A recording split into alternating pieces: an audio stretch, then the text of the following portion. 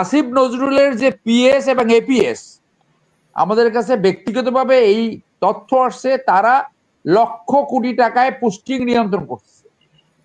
এইটা সত্য কি মিথ্যা এইটা আমরা জানতে চাই। এখন আমরা শুনি সেই পুলিশের পোস্টিং, ইঞ্জিনিয়ারদের পোস্টিং, প্রশাসনের পোস্টিং আবার ওই সিন্ডিকেট নিয়ন্ত্রিত, এবং এখানে কোটি কোটি টাকা লেনদেন হচ্ছে। দ্যাট মিনস আপনারা জানেন না কিভাবে রাষ্ট্র পরিচালনা করতে হয়, কিভাবে দুর্নীতি ডিটেক্ট করতে হয়। শেখ হাসিনা কিন্তু কমপ্লিটলি ইন্ডিয়া হাতে বন্দী হয়ে গেছে, কমপ্লিটলি। এবং ইন্ডিয়া থেকে অনেকেই এই কথাটা বলছে, জীবন নিয়ে সে আর কোথাও যেতে পারবে না, বিদেশে যেতে পারবে না। আপনি পতিত সরকার, কিন্তু আজ পর্যন্ত দেখছেন যে কোনো একটা বিদেশি মিডিয়ায় তার ইন্টারভিউ ছেপেছে? এটা তো অত্যন্ত ভাবনার বিষয় যে আপনি 3 মাস হলো সরকার গঠন করলেন, ইতিমধ্যে পাবলিক পারসেপশন রিড করতে মারাত্মক ভুল করে বসছেন। কি ভুল? যে সর্বশেষ যে 2 জন নিয়োগ করলেন এবং যে পাবলিক রিয়াকশনস হয়েছে, আপনি এখন ইন্টেলিজেন্স ব্রিফ পান, আপনার আরো রাষ্ট্রীয় সংস্থা আপনার নিয়ন্ত্রণে। আপনি যদি নিজে প্রোটোকলে পরে বিচ্ছিন্ন হয়েও থাকে, তাহলে আপনার এই পাবলিক রিয়াকশন গুলো তো আপনার নলেজে গিয়েছে।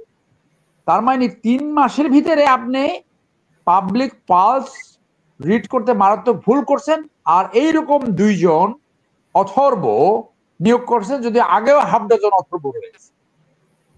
সো এই এত মানে এখানে কি বাতাসের প্রবলেম বাংলাদেশের, না প্রোটোকলের প্রবলেম? এটা নিয়ে আসলে একটা রিসার্চ করা দরকার। যে প্রোটোকলের ওই যে দরজা খুলে দেয়, সামনে মিলিটারি গাড়ি চলে, পুলিশের গাড়ি চলে, এই টোটোকল এই এডিসি মেডিসি এইগুলো নিয়ে এইটা বোধহয় একটা সমস্যা বাংলাদেশে, যে বাস্তবতা থেকে তাদেরকে দূরে সরায় দেয়।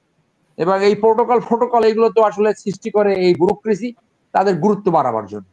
বাংলাদেশে কি হয়, বাংলাদেশে একজন একজন মিলিটারি, একজন পুলিশ, এবং সামনে একটা পুলিশের গাড়ি, আর একটা এই দিস ইজ এনাফ 3টে গাড়ি। আপনি একটা প্রোটোকল বানায় 10টা 12টা 14টা গাড়ি নিয়ে চলবে। বাংলাদেশ গরিব, আপনার প্রোটোকল হইলো আমেরিকান টাইপ। আমেরিকান তো তাদের প্রোটোকল নেই। 1 2 নম্বর, আমি ফজলুল স্যারের সাথে এখানে একমত। তাদের উচিত ছিল একটা জাতীয় সরকার গঠন করা, মানে সবাইকে নিয়ে, দল মত নির্বিশেষে। ক্রাইটেরিয়া হচ্ছিল সাহসী, দেশপ্রেমিক এবং হু ক্যান ডেলিভার। সে যেখানেই থাকুক না কেন, রাজনীতিতে থাকুক এবং রাজনীতির বাইরে থাকুক, সেই ধরনের লোককে তাদেরকে নেওয়া উচিত ছিল। 3, আমরা শুরু থেকে বলছি যে যারা অ্যাডভাইজার হবে তাদের সম্পত্তি ডিক্লার। আপনি কি দেখেছেন তারা 100 দিনে তাদের সম্পত্তি জনগণের সামনে ডিক্লেয়ার করেছে? তাদের কি সম্পত্তি আছে, এবং এই 3 মাসে তাদের সম্পত্তি বাড়ছে না কমছে? আচ্ছা, আপনারটা আপনি আস্তে আস্তে দেন। এই কয়েকজন অ্যাডভাইজার আছে, আসিফ নজরুলের যে পিএস এবং এপিএস আমাদের কাছে ব্যক্তিগতভাবে এই তথ্য আসছে, তারা লক্ষ কোটি টাকায় পোস্টিং নিয়ন্ত্রণ করছে। এইটা সত্য কি মিথ্যা এইটা আমরা জানতে চাই।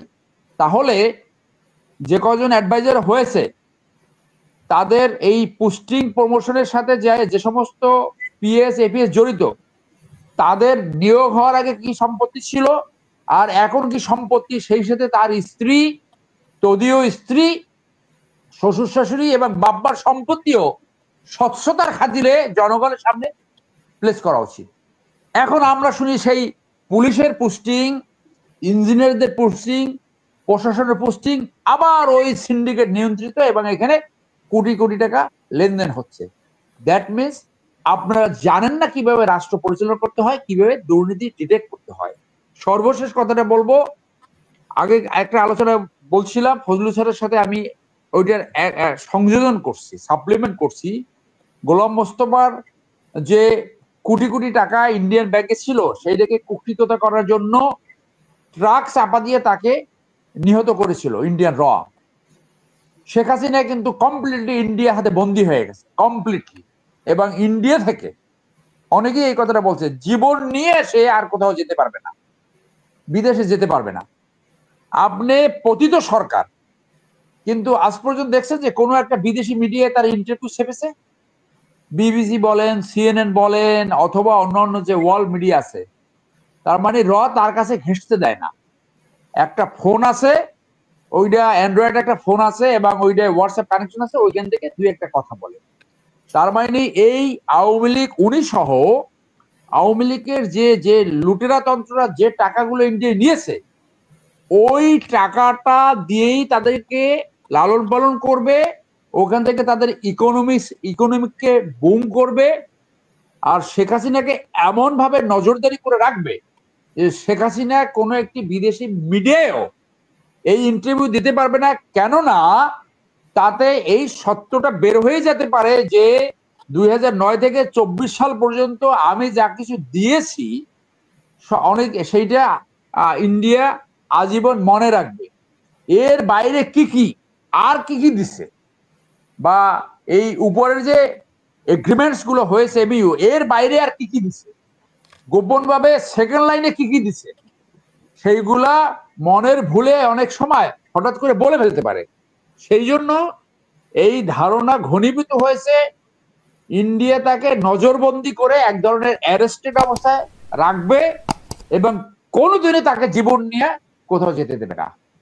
এইটাই আমি সংযোজন করলাম। ধন্যবাদ।